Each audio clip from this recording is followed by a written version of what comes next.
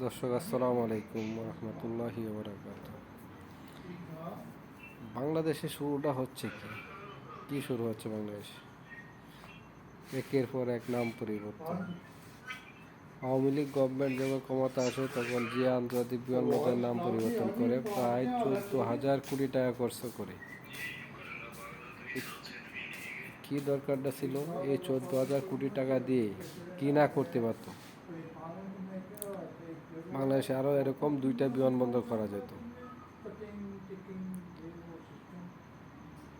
এখন এই সরকার আসার পরে যখন স্বৈরাচার সরকার শেখ হাসিনা সরকার পালাইছে 5ই আগস্টে, এরপরে থেকে এখন আবার এই অন্তর্বর্তী সরকার মানে এই নাম পরিবর্তন করা শুরু করে দিয়েছে। আসলে আমাদের এই প্রতিহিংসামূলক রাজনীতি থেকে আমাদের বেরিয়ে আসতে হবে, ঠিক আছে?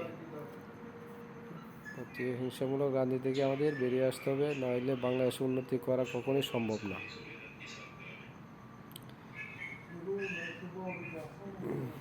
এক সরকার নাম বদলাবে আর এক সরকার নাম আবার রাখবে, এরকমভাবে তো চলবে না, একটা দেশ চলতে পারে না।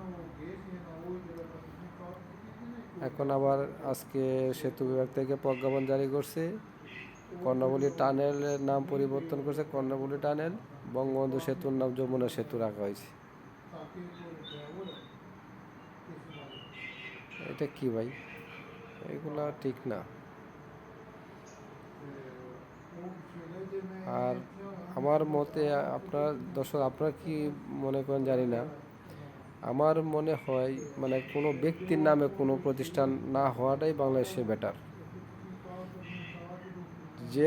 যে জায়গার মধ্যে যে প্রতিষ্ঠান, যে অর্গানাইজেশন, যা কিছু হবে ওইটা ওই এলাকার নামই হওয়া উচিত।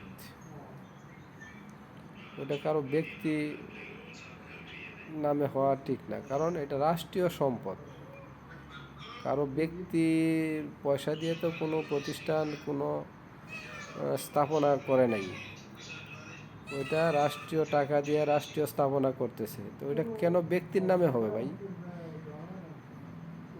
ওইটা আপনার করেন, আপনার এলাকার নামে করেন, যে ডিস্ট্রিক্ট হচ্ছে ডিস্ট্রিক্টের নাম করেন, যে থানায় হচ্ছে থানার নামে করেন, যে ইউনিয়নে হচ্ছে সেই ইউনিয়নের নামে করেন, যে গ্রামের নামে গ্রামে হচ্ছে সেই গ্রামের নামে করেন।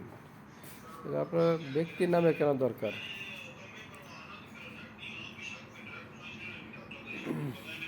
দর্শক ভালো থাকবেন, আসসালামু আলাইকুম।